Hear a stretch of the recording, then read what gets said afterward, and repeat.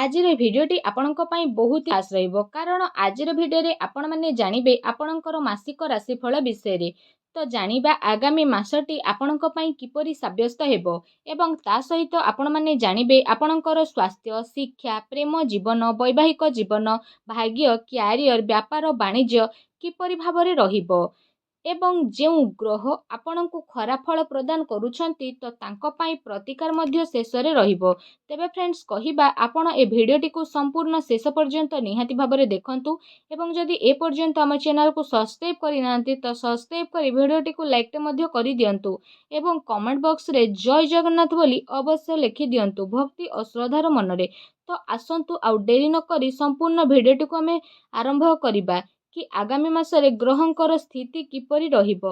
ଯଦି କହିବା ଆମ ରାଶିଚକ୍ରରେ 12 ଗୋଟି ରାଶି ରହିଛି ଆଉ 12 ଗୋଟି ରାଶିରେ ଭିନ୍ନ ଭିନ୍ନ ପ୍ରଭାବ ମଧ୍ୟ ମାସ ଅନୁସାରେ ପଡ଼ିଥାଏ।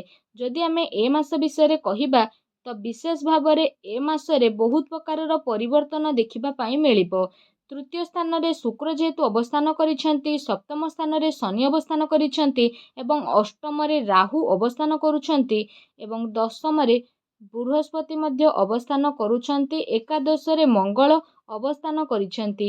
ତେବେ ଯଦି ଫ୍ରେଣ୍ଡସ୍ ଏଠି କହିବା କି ଏ ମାସରେ ବିଶେଷ ଭାବରେ ଆପଣଙ୍କର ସ୍ୱାସ୍ଥ୍ୟ ଅବସ୍ଥା କିପରି ରହିବ, ଯେହେତୁ ସୂର୍ଯ୍ୟ ଆପଣଙ୍କର ଦ୍ୱିତୀୟ ସ୍ଥାନରେ ଅବସ୍ଥାନ କରୁଛନ୍ତି ତ ଯଦି ଏଠି ଆମେ କହିବା ତ 17 ତାରିଖ ପରେ ବିଶେଷ ଭାବରେ ତୃତୀୟ ସ୍ଥାନକୁ ଆପଣଙ୍କର ଗୋଚର କରିବେ।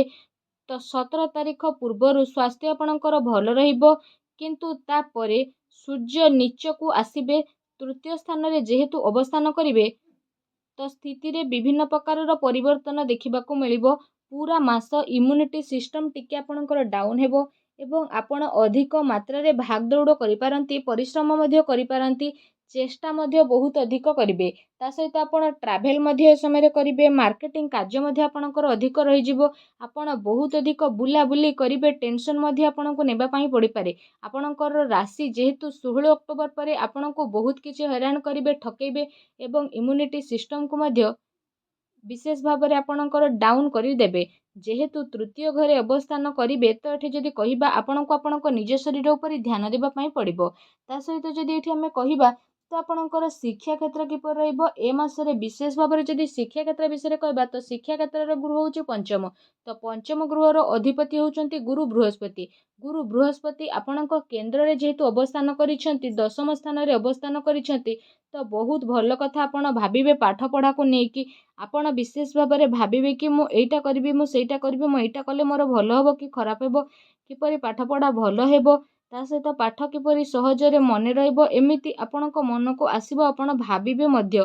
କିନ୍ତୁ ଆପଣଙ୍କର କାର୍ଯ୍ୟ ପାଠ ପଢ଼ାରେ ଟିକେ ଲେଟ୍ ହେବ, ଆପଣଙ୍କର ପାଠଟି ସେତେ ମାତ୍ରାରେ ମନେ ରହିବ ନାହିଁ, ଆପଣଙ୍କର ପାଠ ପଢ଼ା ଟିକେ ଆପଣ ଭୁଲିଯାଆନ୍ତି, ଯାହା ଆପଣ ପଢ଼ିବେ ସେଟା ଆପଣଙ୍କ ଶୀଘ୍ର ଶୀଘ୍ର ମନେ ରହିବ ନାହିଁ କାରଣ ଆପଣଙ୍କର ଗୁରୁ ବୃହସ୍ପତି ଶତ୍ରୁ ରାଶିରେ ଅବସ୍ଥାନ କରୁଛନ୍ତି। ଅର୍ଥାତ୍ ଆପଣ ଯାହା ଚାହୁଁଛନ୍ତି ପାଠ ପଢ଼ାକୁ ନେଇକି ବହୁତ କିଛି ଭାବିଛନ୍ତି ତ ସେଇଟା ହେଲେ ଆପଣଙ୍କର ଗୁରୁ କରେଇବେ କିନ୍ତୁ ଲେଟ୍ରେ ସେସବୁ ଆପଣଙ୍କୁ ମିଳିବେ। ଯାହା ବି କିଛି ଆପଣ ଲକ୍ଷ୍ୟ ରଖିଛନ୍ତି ପାଠପଢ଼ାକୁ ନେଇକି ବିଶେଷ ଭାବରେ ସେସବୁ ପାଠପଢ଼ା ପୂରଣ ହେବ କିନ୍ତୁ ଲେଟ୍ରେ ସେସବୁ ଆପଣଙ୍କର ପୂରଣ ହୋଇପାରେ। ଏକ୍ଜାମ୍ ଯଦି ଆପଣଙ୍କର ରହିଛି ତ ଠିକ୍ ଅଛି, ଆପଣଙ୍କର ଏକ୍ଜାମ୍ ଭଲ ରହିବ କିନ୍ତୁ ବେଶୀ ଖରାପ ନାହିଁ, କିଛି ଭଲ ନାହିଁ କାରଣ ଗୁରୁ ବୃହସ୍ପତି କେନ୍ଦ୍ରରେ ଯେହେତୁ ଅବସ୍ଥାନ କରୁଛନ୍ତି ତ ବିଶେଷ ଭାବରେ ଯଦି କହିବା ଆପଣଙ୍କର ସେତେ ଭଲ ନାହିଁ ବା ସେତେ ଭଲ ମଧ୍ୟ ଆପଣଙ୍କ ପାଇଁ ନାହିଁ।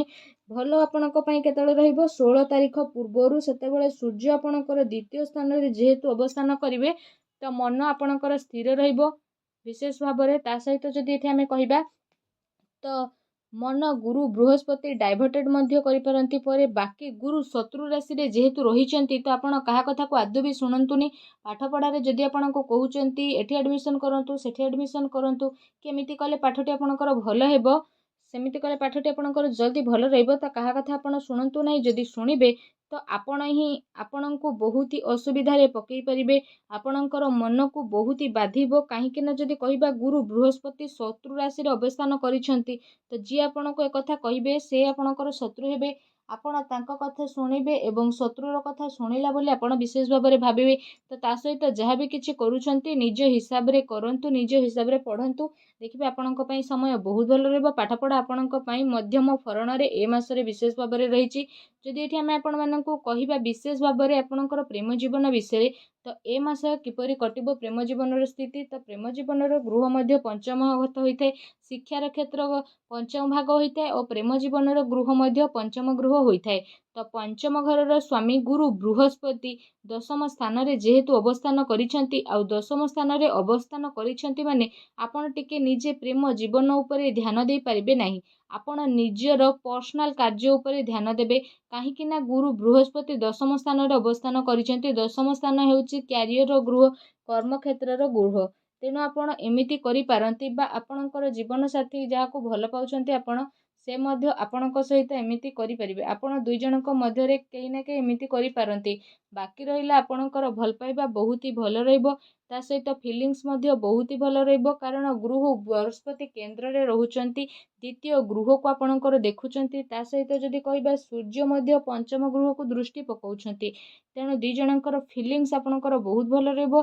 ଏହା ସହିତ ଯଦି କହିବା ଲଭ୍ରେ ଏମିତି କଥାବାର୍ତ୍ତା ଆପଣ କରିବେ, ବ୍ୟବହାର ଆପଣ କରିବେ କି ସାମ୍ନା ଲୋକ ଆପଣଙ୍କର ପ୍ରଶଂସା ମଧ୍ୟ କରିବେ। କିନ୍ତୁ ବେଳେବେଳେ ଏମିତି କଥା କହିବେ କି ଆପଣଙ୍କର ଜୀବନସାଥୀ ଯିଏ ରହିଲେ ସେ ରାଗିବେ, ଆଉ ବହୁତ ମାତ୍ରାରେ ରାଗି ମଧ୍ୟ ଯିବେ। ତେଣୁ ନିଜର କଥା ଉପରେ ଆପଣ କଣ୍ଟ୍ରୋଲ କରନ୍ତୁ। ସିଧା ମୁହଁରେ କାହାକୁ କିଛି କୁହନ୍ତୁ ନାହିଁ। ଯାହା କହୁଛନ୍ତି ତାହା ଉଚିତ ବୋଲି ଭାବୁନାହାନ୍ତି ଆପଣ ଜମାରୁ। କାହିଁକି ନା ସବୁ ଆପଣଙ୍କ ରାଶିଙ୍କ ବିଷୟରେ ଯଦି ଏଠି କହିବା, ଆପଣ ଯାହା ବି କହୁଛନ୍ତି ଭାବି ଚିନ୍ତି ଆପଣ କୁହନ୍ତିନି, ସିଧାସଳଖ କହିଦିଅନ୍ତି। ଏହା କେତେ ଦୂର ସତ ଆପଣ କମେଣ୍ଟ କରିକି ନିହାତି ଭାବରେ ଜଣାଇବେ। ଆପଣ କହିବା ପୂର୍ବରୁ ଜମା ବି ଭାବନ୍ତି ନାହିଁ, କାରଣ ଆପଣଙ୍କର ରାଶି ହିଁ ସେୟା। ତ ସେ ଅନୁସାରେ ହିଁ ଆପଣ କିଛି ଭାବନ୍ତି ନାହିଁ। ସବୁକିଛି ଯାହା ମୁହଁକୁ ଆସେ ଆପଣ କହିଦିଅନ୍ତି। ଯାହା କହୁଛନ୍ତି ସେଇଟା ଉଚିତ ବୋଲି ସବୁବେଳେ ଭାବୁଛନ୍ତି। ତେଣୁ ଆପଣ ସେମିତି ବି ଆଦୌ ବି ଭାବନ୍ତୁ ନାହିଁ। ଯାହା କହୁଛନ୍ତି ଭାବି ଚିନ୍ତିକି କୁହନ୍ତୁ, ନଚେତ୍ ଆପଣ ନିଜେ ହିଁ ହଇରାଣରେ ପଡ଼ିପାରିବେ। ତା ସହିତ ଯଦି ଏଠି ଆମେ କହିବା ବାକି ଆପଣଙ୍କର ପ୍ରେମ ଜୀବନ ବହୁତ ଭଲ ରହିବ, ଠିକଠାକ୍ ରହିବ। କିନ୍ତୁ ସେତେ ବି ଭଲ ନାହିଁ। ଯାହା ବି କିଛି କରିବେ ନିଜ ଉପରେ କଣ୍ଟ୍ରୋଲ କରିକି କରନ୍ତୁ। ନିଜର କଥା ଉପରେ କଣ୍ଟ୍ରୋଲ କରନ୍ତୁ। ଦେଖିବା ଆପଣଙ୍କର ପ୍ରେମ ଜୀବନ ବହୁତ ହି ଭଲରେ କଟିବ। ଦେଖନ୍ତୁ ଯଦି ଏଠି କହିବା, ଏବେ ଆସନ୍ତୁ ଜାଣିବା ଆପଣଙ୍କର ବୈବାହିକ ଜୀବନ ଏ ମାସରେ ବିଶେଷ ଭାବରେ କିପରି ରହିବ।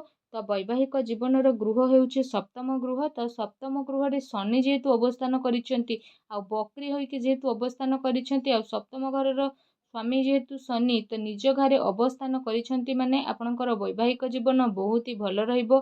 ଆଉ ଯଦି ଆପଣ ଏ ଅକ୍ଟୋବର ମାସରେ ସନ୍ତାନ ପାଇଁ ପ୍ଲାନିଂ କରିଛନ୍ତି, କିମ୍ବା କୌଣସି କାମ କରିବା ପାଇଁ ପ୍ଲାନିଂ କରିଛନ୍ତି, କିମ୍ବା କୁଆଡ଼େ ଗୋଟେ ବୁଲିବା ପାଇଁ ଯିବାକୁ ପ୍ଲାନିଂ କରିଛନ୍ତି, ତ ଶନି ଆପଣଙ୍କୁ ବହୁତ ହି ସଫଳତା ପ୍ରଦାନ କରିବେ, ଶକ୍ତି ଦେବେ।